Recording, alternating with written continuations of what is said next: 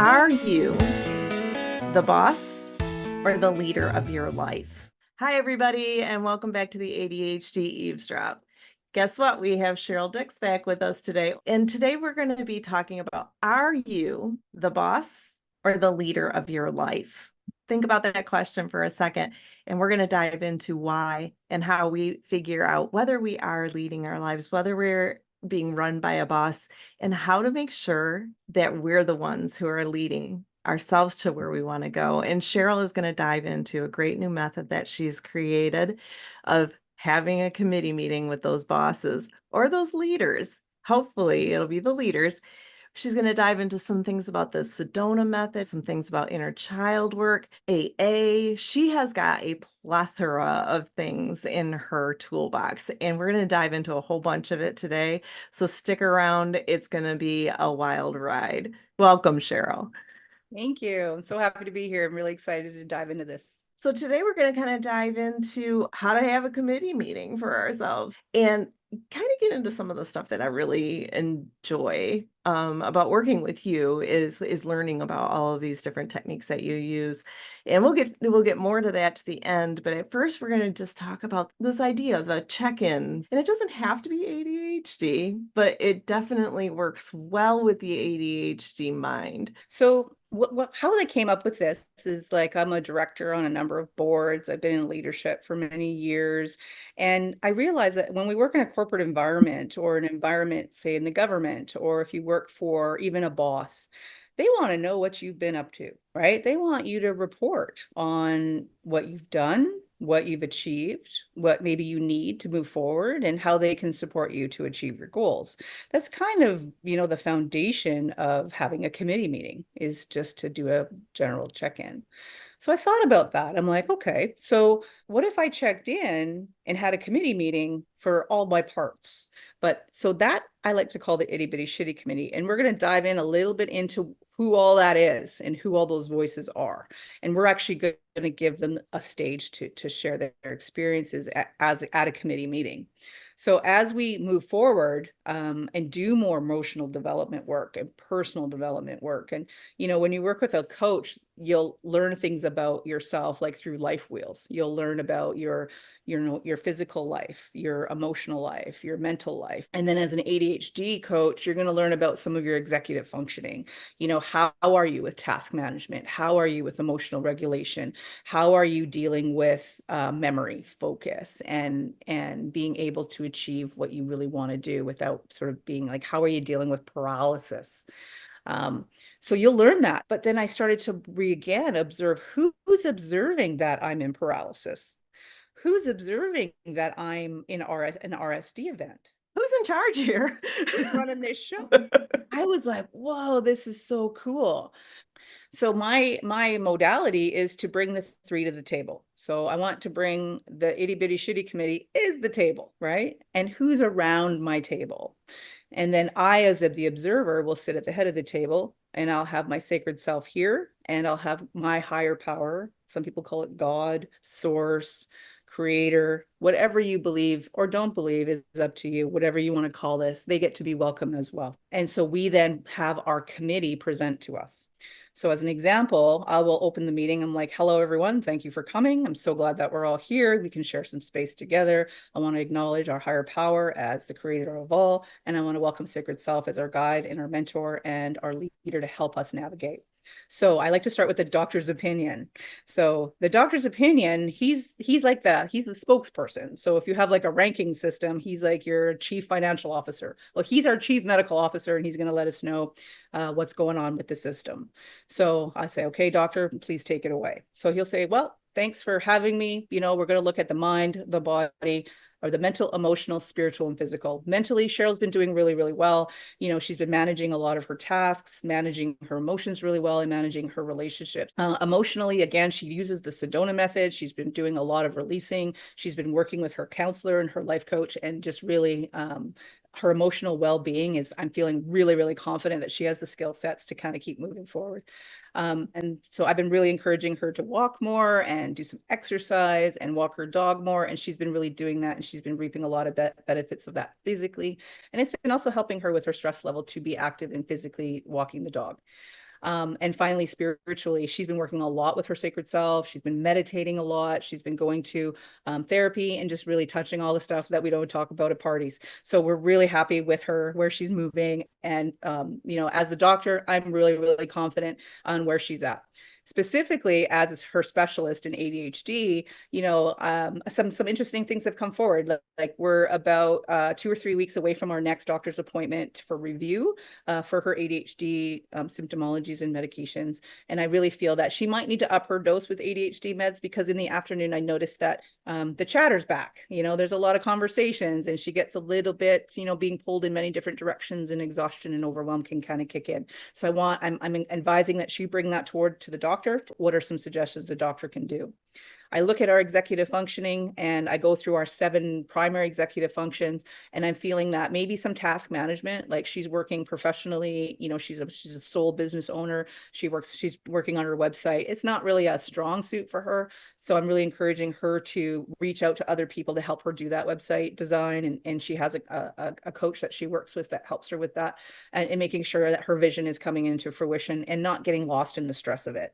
So that's my advice to her with her ADHD functioning professionally, is to seek some further assistance to manage that. Other than that, I think Cheryl's in a really good place, and I look forward to seeing what the doctor says, and I'll let you know next month what her progress is. But keep up the good work. I'm really proud of where you're at. So Cheryl, in this process, you are acting as the observer. Why is that important? As the observer, can you see that person, the doctor's opinion, gave us a real evaluation of what's going on for her? Yes, absolutely. And as you were going through all that, I was thinking, can I have a secretary? Because I want to take some notes, right? That's right. And And that's a really good point. You could have this conversation on Zoom with yourself or with your coach, and you could record it, and it will give you a transcribe. And that's then a you would really good have your idea. minutes, your meeting minutes. If you've been in Mhm. a corporate environment, you'll know what that means. You'll have meeting minutes. So you'll have a summary of everything that was said today. And then you can reflect back on it when you have your following meeting. So when I first started this, I was having a meeting kind of every day, because I was trying to figure out who and how the structure was going to work, and how much, because we want to keep this really high level. We don't want to get lost in the weeds, right? We want to stay above the forest. We don't want to be in the trees. You probably heard that before. So when you're in a corporate environment and you're reporting to, say, a board of directors, we don't want to hear about every little thing that happened. We only want to hear high level stuff, right? So keep it high level the best that you can, because you don't need to explain all the itty bitties, because you're already there. You're the same person. It's you, right? So you Right. don't need to kind of explain it. We're just summarizing that this is needing some attention. So I am seeing all kinds of possibilities with this. Yeah, that's why I And love this. Yeah. I think with me, and I think probably with a lot of people, I might need a fact checker in my Mm. meeting, because sometimes I might want to candy coat some things, right? So I think by having just like the thought of a fact checker there, I can challenge myself and say, are you being completely honest here? Love it. Love it. So you're pushing me into the next section of my committee meeting, which is Okay, let's almost like go. a plan, but it wasn't, which is amazing.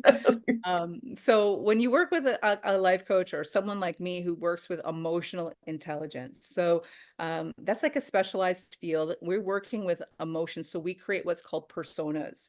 So we have personas that kind of run our show. We just don't know it. They're all parts of us that are unhealed or trapped, or that things that we struggle with. So as an example, when I first joined in recovery, I was an alcoholic, so I had this voice in my head that would talk to me about drinking, and I hadn't drank for about 7 or 8 days, and like, hey, look at you, you've been a good girl. You can have a glass of wine. You're not an alcoholic, no, no, no. And there's a whole thing about that. Like, I'm just going to high level that because we're in a committee meeting. I call her the wine witch. So that's a persona that gets to sit at my committee table, because that voice is in my head that wants me to drink alcohol and ruin my life, right? I also could have a fact checker in there as a persona that can say, hey, wait a second, you're not necessarily telling that truth, right? And they get to have sort of a voice and be at that table. I also have a different persona. Her name is Rebel Rhonda. So whenever we have resistance to things, which most of us do, remember being a teenager and your parent asking you to clean your room, what was the thing you did last? Clean the room. That's the are you The opposite of whatever you asked me to do. yes, but there's a OCD, term, demand avoidance. yeah, yeah, As soon as exactly. somebody tells you to do it, I am not doing it. Yeah. I, Mm-mm. if I would be doing the dishes and someone says, "Oh, well, we need to get all the dishes done today," I then can't finish the dishes. Right? So I have personified that resistance, right? And her name's Rebel Rhonda. So whenever she's kind of runs my social justice side of life. So when I feel things aren't fair, or I feel like I'm being left out, or what she's observing and saying, I don't like what's going on here, she might take over. And she's not the nicest person. And anyone who actually knows me in real life knows I can be kind of a bee. So that's usually going to be Rhonda, right? I'm Because gonna say she assertive and confident. How's that? so yeah, there you go. But she is, but she can be very demanding and she can be very selfish. So she's not always thinking in the best interest of everyone. She thinks in the best interest of herself. So that's why I kind of bring up the B word, because she's not, you can't really negotiate with that with her. So, but she is the head of my committee because she is the strongest, right? But she also comes out because she protects my inner children. So I have beliefs about when I was 4 years old, about when life gets scary, I want to run away. And when I'm 6 years old, I want to wear clothes to bed because I want to be able to run away if I feel unsafe. You know, my 13-year-old, she's kind of feisty and she's got an attitude, as most 13-year-olds do, but she's trying to navigate independence. I also have a 21-year-old now I have to be adulting and I don't really know how, and I still want to be a kid, but I need to adult. So anyway, there's a whole program involving inner children. But then I have personas. So Rhonda is my resistance. My wine witch helps me or navigate my alcohol addiction. I have a new character, which I recently met just a little while ago, and his name is Agony Allen. So he's the one when I'm overwhelmed, or feeling like I'm not doing enough checking in. This is kind of why the committee was created, was I noticed that I was physically suffering a lot and I was having headaches and body pain, and my lower back is kind of my indicator that I'm avoiding. So Agony Allen kind of showed himself as this is shadow work. So if anyone's interested in shadow work, Carl Jung is the creator of shadow work. He's the first one that kind of came up with that. There's a wonderful book that I like to promote when it comes to doing shadow work. It's by Debbie Ford. It's called The Dark Side of the Light Chasers. It's a wonderful program that will help you to understand shadows, understand your sacred self, understand sacred spirit, and how to basically meet these people, these sort of personalities that we have, because they're messengers. All the times we feel somatic responses because we're having messengers that are telling us that we need to look at things. So they get to be at the committee table. So we learn doing persona work to try to explain to these characters that as the observer, we see you. So as the observer, can you see a beautiful woman wearing a red dress, and she's seductive and she's got bright red lipstick on and she's holding a cauldron and she's like, nothing a glass of wine won't fix. She's cunning, she's baffling, and she's powerful. She's a part of me, but she's not who I am. So as the observer with my sacred self over here and my higher power here, I can have a conversation with the wine witch and tell her, you don't get to run the show right now, but thanks for showing up. Thanks for So being here. yeah, so we're back at the committee table, and Rhonda says, okay, well, the wine witch has been around a little bit this week because we've had a little bit of crises.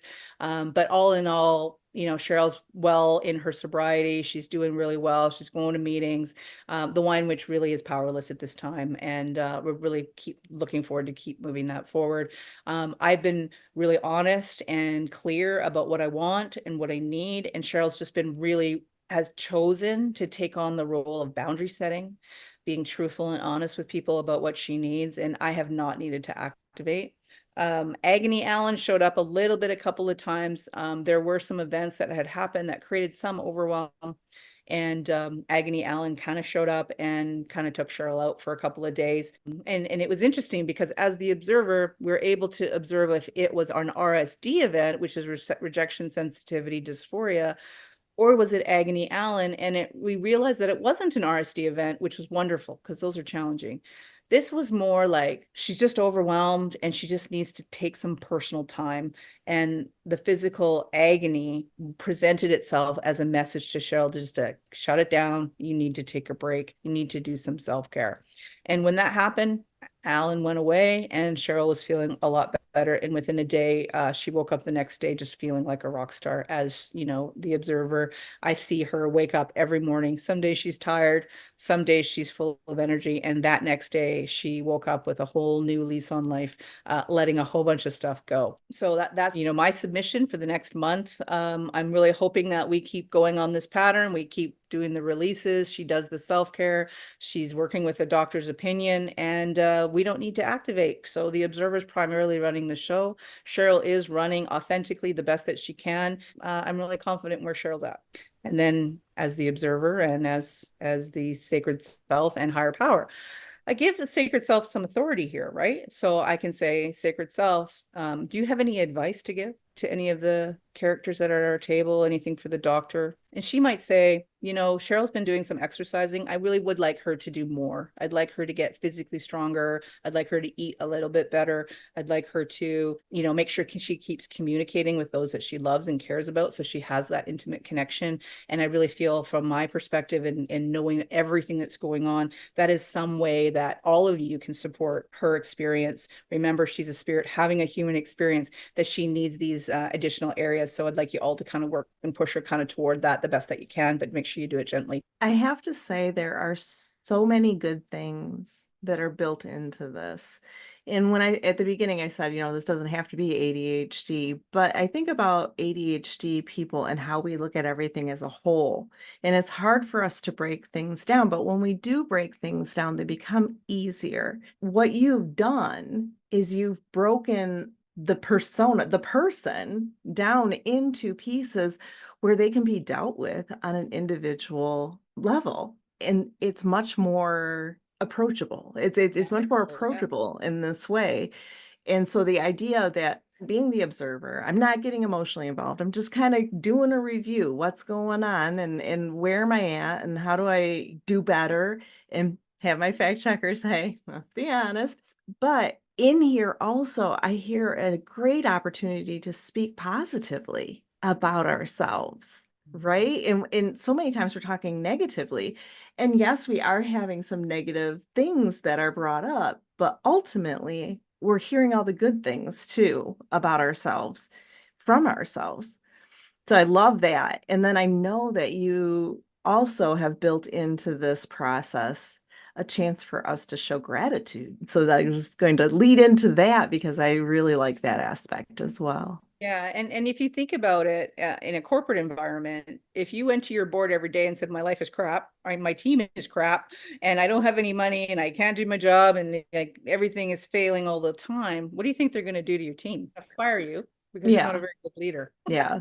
I think people might resent it. Yeah, so and so that brings me into the portion of what is a boss and what is a leader. And when you work with me, we dive into this, because we've all worked for bosses, and those are people that will tell you what to do, and they're self-seeking. They push you to do stuff you don't want to do. You don't get a voice. They make you work overtime. They make everything hard, right? And it's all my team has to make me look good. I don't care if I got to abuse you to do it. Well, how often do we do that to ourselves? How often do we boss ourselves around? And how often do we hurt ourselves as a result of being a boss? But ask yourself, what is a leader? A leader's open, a leader's willing. A leader's willing to hear and have you be successful. Have you share to me what your dreams are, what your hopes are, what your desires are, what's going well, where you need some additional support. And that's what this committee is all about, is being a leader of your life. You're in the leadership role. You're the CEO. You're the chief. You're the big guy or the big girl that gets to run. You are the ultimate authority, with your support of your team, which is your board of directors, which is your sacred self and your higher power. So you're not doing this alone. But what we're doing is supporting the people that in the personas that are making this show run as smoothly as it does. So if someone needs support, the whole committee can come together and support that one person or persona that needs that additional support. Or if it's a physical thing, you can see a lot of people at that table that could help that physical need of Cheryl, right? So that's the point, is stop being a boss in your life and then never meeting anyone's goals or objectives and everyone's resentful. Or you can be a leader in your life and welcome what is actually here, right now, explore it, feel the emotions, do the releasing, realize what's not true, what doesn't serve you. Are these old patterns? Are these things that we can navigate? Is there a persona here that needs to be found? And when we find them, we give them a place in our sacred space, in our garden, where my higher power, and my sacred self live. Everyone has a place in the sacred garden. And when we come to the committee table, we're all together. But when we leave, we go into different directions, because I don't see everybody all the time. I don't see my 6-year-old every day. I don't see my 21-year-old every day. I don't even see Rhonda every day. But they can come because I welcome them. I allow them to have a voice. I have Essentially, goals. we can call an emergency committee meeting, You can, yeah. right? So if you're like feeling dysregulated or something's happening in your life and it's starting to feel overwhelming, you can call an emergency committee meeting and check in. Yeah, and if it's so funny, because I just want to say this for those who are corporate and have been to these meetings, you can say we're having a personnel committee meeting and it's in camera. And you're In just going to be camera? like, What's that? in camera, which means it's confidential and we're not going to make notes about it, but we're going to talk about it. We're going to be real about what's going on. And Okay. then we might need to address maybe Rhonda, and everybody needs to kind of deal with Rhonda as an example. And she laughed because she says, I resent that. And I said, we're just telling a joke. And she's like, yeah, I know, I get it. But she's like, I still resent it. And I'm like, fair enough. But again, as the observer, I can sort of see two people having that conversation right there. And it's not personal, right? It's not about Mhm. me. So when I leave this place and go to my next plane, these personas might stay here. I might go somewhere else. Right. So when I really embrace this, and is what gives me some foundation, is that I am a spirit that was put into my mother's womb. And I left that world. I came to this plane, which is this earth. And I'm having a spiritual experience and feeling what it feels like to be human. And then I'm going to leave and I'm going to go to my next plane, and wherever that may go. And that's up to my higher power. And it can be up to your higher power. But when I'm the observer, I can kind of see things playing out, and I don't always have to attach to everything that happens. Maybe not all of it, might not all be real. So would you always invite everybody to your committee meetings, or do you have subcommittee meetings? Now you can absolutely, because like if I'm doing inner children work, I don't need the doctor's opinion there, right? So if I'm doing inner children work, it's like I'm having a committee meeting, right? Who's here? What's happening? Is Mhm. somebody activated right now, right? Let's talk about it. Even if I have Rhonda or the wine witch, isn't that another committee meeting? Or if I'm in an ADHD, I'm looking at my ADHD stuff, right? The specialty of the medical team is my ADHD. Isn't that considered a subcommittee if you think about it? So yes, I guess technically you could, and you could specialize just in a certain area, for sure. I could see this turning into like a really deep dive into the itty bitty shitty committee that likes to be in charge all the time. I like the idea of I've always thought about, like, when we talk about the itty bitty shitty committee, I always imagine like these people up here who are running around willy-nilly doing whatever it is that they feel like doing at that moment, and I had no control Mm. over that. And now when I look at it from your standpoint, when I put myself in the leadership role, it feels a little less like a shitty committee, and I don't know what you would call it, just a good committee. And reality is they want to be seen. Mhm. They're messengers telling you that there's something for you to look at. Well, why is But it important for us to do this on a regular basis? Why is it even like, why are we talking about checking in with ourselves in the first place? for anyone that has ADHD, I don't even think I have to answer that question. Because how tired are you of listening to all of that nonsense and not being able to do anything with or about it? For those of you that are neurotypical, have you looked at your professional life, your personal life, your finances, your relationship with your children, your relationship with your friends, your relationship with yourself, your hobbies, your goals, your ambitions? Isn't that a lot? When you separate all of these categories, you can do life wheels and just have those people at your committee. Keep it basic and ask yourself, how am I doing professionally? Is there areas to improve? If my professional persona talked to my observer, what feedback would I get? What feedback would I get as a wife? What feedback would I give as a mother? Where could I improve? Yes, we're going deep. Like the work I've done, this is 4.5 years of deep diving into all things Cheryl. And so this is really, really high level. You too can get here if you want to work with me. I would be happy to support you on your journey because everyone's committee is different, right? So you get to be unique. You get to find your way. I hope I answered your question. I think that a lot of times, and I've talked with I did a previous podcast with a friend of mine with about space and not using the space that we need to use. And I think that this is reflective space used in an active way, right? Like during that, having that reflection, but doing it actively and being deliberate about it is it's kind of just bringing a lot of things into focus. Yeah, and I do want to put another plug in here. I think it's really important. We are emotional beings. We have a lot of emotions. And if you ask the average person, they know about four: happy, mad, sad, and glad, or rage might show up too. But really, there's hundreds and hundreds of emotions that we're feeling that we either suppress, ignore, or pretend is not happening, or we use a substance to numb it. So I really encourage people, if you want to do this type of work, is to get your emotional intelligence work, get a good foundation there.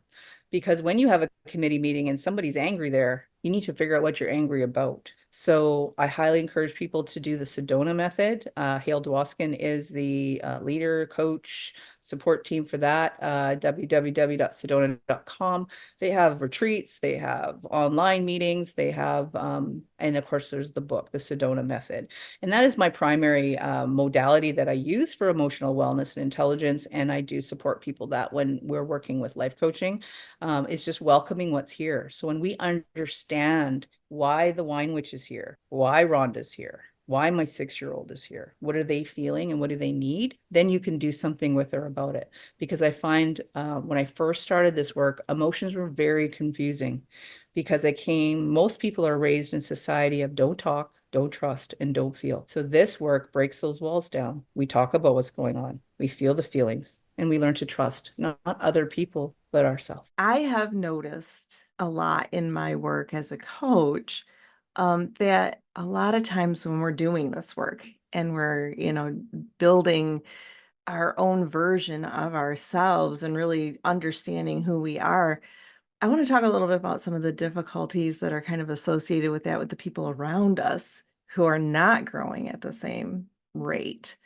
And I know this doesn't necessarily have to do with the committee, but the committee has to deal with They do. all of that that's happening. So I know, like for myself, I've done a lot of personal growth, but my husband has been doing a lot of personal growth at the same time. And so we haven't had a lot of those push and pulls, but I do see it a lot with my clients. What's your take on that whole thing of you're growing and, and everybody else isn't?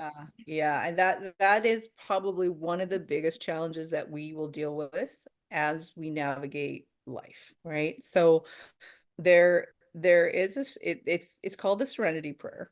We use it in AA. It is actually not in the Bible. There's versions similar to it in the Bible. So people think it's a biblical scripture, but it's actually not. It was written in 1945, and it says, "Grant me the serenity." So serenity means to have peace, to accept the things I cannot change, the courage to change the things I can, and the wisdom is to know the difference. What does this mean? Grant me the serenity, grant me the peace to accept the things I cannot change. That is everybody else. That is everything outside of me. I can't control the weather. I can't control what you think of me. I can't control what you think of yourself. I can't control your decisions, your choices. The courage to change the things I can is what I think, what I believe, my emotions, my intelligence, my attachments, what I can influence what happens to me and you in our relationship. And the wisdom is to know the difference. So it brings us back to the circle of control, which you hear about a lot with life coaching. Focus on what you can control, focus on what you can influence, and 100% let go of what you cannot control.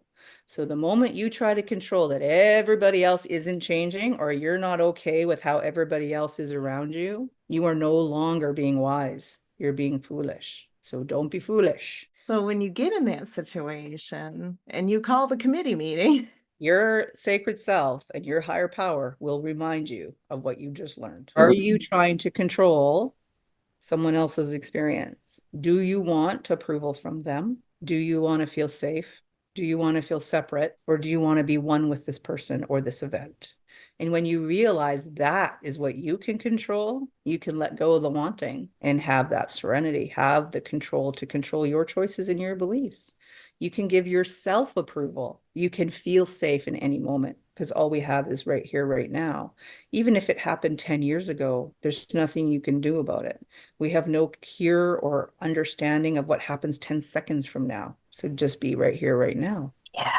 Yeah, exactly. And I just was, I'm thinking about the work that we've done together. And when you're mentioning all the things, do you want, do you want, do you want? And so many times for me, it's control, right? I have a strong need to be in control, and being able to let go of the control is really difficult sometimes to say, this is outside my circle, and therefore it's not something I can control, and putting it down and walking away from it. I want to just showcase here when you say that, I see Rebel Rhonda show up. She's like, I ain't letting this go. Like, I'm in control. Like, nobody's going to tell me what to do. Right. So, what do you need when you want control? And I'm going to ask you again: approval, security, separation, or oneness. It's usually security, Right. which when So you you gave think Rhonda. about it, when I go to my values and I look at my values, right up on the top of my values is security. There it is. So Mhm. what happens to your resistance? Can you have security right here in this moment? Yeah, I'm not in any danger. I'm good. I'm secure. I'm in control. What happened to Rhonda? Huh? What happens to Rhonda? She takes a sabbatical for a Yeah, minute. she feels heard, she feels seen, she feels valued, and she's like, okay, I don't need to be here. Off they go. But the moment you want control or don't feel like you have control, your resistance is going to arise because you feel separate and unsafe. You go to the committee meeting and ask for resistance to attend. It's like, okay, what have we been resisting the last 7 days or month or whatever, however you want to do your committee meetings. In the early days, I do them quite often, maybe every couple days or every week. When you get a little bit more advanced, once a month's probably fine. So would you But if recommend you like are, writing down the personas you're going to invite to the meetings so well, that you look can at, go I was through gonna the show you. Here's my page. This is my committee, right? These are okay. all my people. Because So I can here's, see me forgetting to check in with one of them if I didn't write down a list. yeah, so I have my tables here, and then my sacred self, higher power, and observer are here. And here's my personas, the doctor's opinion. Here's my higher level personas that try to run the show and some ADHD stuff. And I have one specifically for RSD because, as you know, if you've watched our podcast, it is something that I used to struggle with quite often. I don't struggle with it anywhere near as often because I've done the work. So, yeah, make a table and put it in there and have your agenda. My agenda's in the middle, which just says, hey, we're going to do an opening. We're going to welcome everybody. We're going to welcome our higher power, and we're going to have a high level summary. Please give us your report, right? So if you think about a committee meeting, like a corporate one, you're going to have your chief financial officer give a report. You're going to have your employee HR is going to give a report. You're going to have your comms team is going to give a report. Your safety committees are going to Mhm. give reports, right? So when you think about that in a corporate environment, we're just inviting our people to come to our table. Yeah, absolutely. And I'm just sitting here thinking I could hop on Canva and create a lovely little template. I look forward to that in the link below. I will work on it. Well, Cheryl, we're coming to the end of our time again. Okay, Thank you so I much always for say that. We're coming to the end of our exploring our, time. What are you yeah, taking away? yeah. What are you taking away, I think is the question today. Yeah, so I'm taking away a lot. Like I'm making a lot of connections on how this technique for and I don't know even what to call it exactly. It's for checking in with yourself, but it's more about maybe I would say monitoring your well-being. Well, I think you want to be as authentic, true, and whole the best that you can. Mhm. And when you're being run by your itty bitty shitty committee, that is not the truth of who you are. I want you to live every day as authentic as you can. That's beautiful. Just like you. Oh, thanks. Okay, so I have one more question for you before I let you go. If you were able to go back to that 17-year-old self and present her with the idea of the committee, how would you motivate her to use it and be productive with it? That's an awesome question, actually. You know, I have young adult daughters and they're learning how to adult, right? But what did I need and they need? A lot of the times during that time, it's about relationships. It's about relationships with their friends, relationships with people of romantic interest. You know, they don't know how to act, they don't know how to behave, you know. They're not sure, they're insecure, you know, looking at their school. Is school a priority? Is family a priority? Is going to university a priority? What about their physical fitness? Are they engaging in sports or are they in a club? Do they have connections? And they can look at it going, how do I connect better with my best friend? You know, we've been fighting. I have a lot of resistance to what they're saying. We're fighting a lot. What could I do differently? You know, what do I need? So really, it's a self-exploration about finding out what your wants and your needs are. And even as young people, even as adults, it's all really about our relationships and how we relate to other people in the world that's in and or we're in and around. So that's how I would approach it is start with relationships, start with best friend, start with boyfriend or girlfriend, start with parents, because remember, teenagers, they want to be independent. So they're going to have a lot of resistance. And so teaching them how to work with resistance as teenagers is so will create such a success for them in life because when they realize that there's resistance, they want something, right? And most of them want control, which is to be independent. Because our little people, we tell them what to do up to a certain point, and then they don't want us to tell them anymore. And that's really hard on the parent, but it's also really hard on the kid. So sometimes there can be a lot of conflict between the parent and the child when that happens. So independence could be a committee meeting. How are we getting independence that would make everybody okay with where we're at? Taking that a step further by having a committee meeting and doing that is independent problem solving. It's beautiful. I love how you concluded that. I wasn't prepared for that one, so I thought we nailed that one. So good job. It is. I just saw my kids and I'm like, what do they need? Intentional. So for those of you that thought, what was that? Like that was a lot. And I really want to encourage you to just explore. When we have these voices in our head, you're not mentally ill. You don't have like multiple personalities. What we're doing is we're just personifying an emotion or a belief that we have. And it allows us to have that conversation with that. And it takes away some of the confusion. So I just want to like reassure you that everything is fine. It just allows you to kind of touch things and really hone in on what you need and giving yourself that safe space to do this type of work. Inner children work is challenging. It's time consuming. And there are a lot of places that you can go. Adult children of alcoholics, dysfunctional families. It's a free 12-step program. You can work with a life coach that will help you find your inner children and find out what they need and help you support that emotion dysregulation that can create. Also doing the Sedona Method, Dark Side of the Light Chasers, Debbie Ford, great place to start, finding your personas. And then, you know, just maybe start with having your first committee meeting and meet with a coach like myself and finding out who that sacred self is. I actually have a course that you can take. If you go to my website, www.sigmawolfcoaching.com, you can go do a quick course on how it's free and how to find your sacred self. So if you do that work, that's a really great place to start because you are perfect and you are perfect in your design. And when you actually know the truth, you can unknow it. And then this work really becomes meaningful. So, you know, good luck to you. I reach out, dive in, research. You're worth it. I promise you, there's so much great things within you. All the answers to everything in life is within. And just dive back in and see what you find. Thank Thanks so much for your time today, Janine. I appreciate it. Well, thank you, Cheryl. I always like having you on. You're so full of knowledge. I learn something new from you like all the time, every time I meet with you, and we meet a lot. So I'm kind of speechless because I feel like there is a lot going on in my head right now about the possibilities, right? Because I'm thinking, like I can have all kinds of committees and I can have it makes it more approachable. And so I'm excited about it. So thank you so much for presenting your method for us today. And as always, I hope you'll come on again. And so if you guys like our content, you like what you heard, make sure you like, make sure you subscribe, and we'll see you next time. Peace.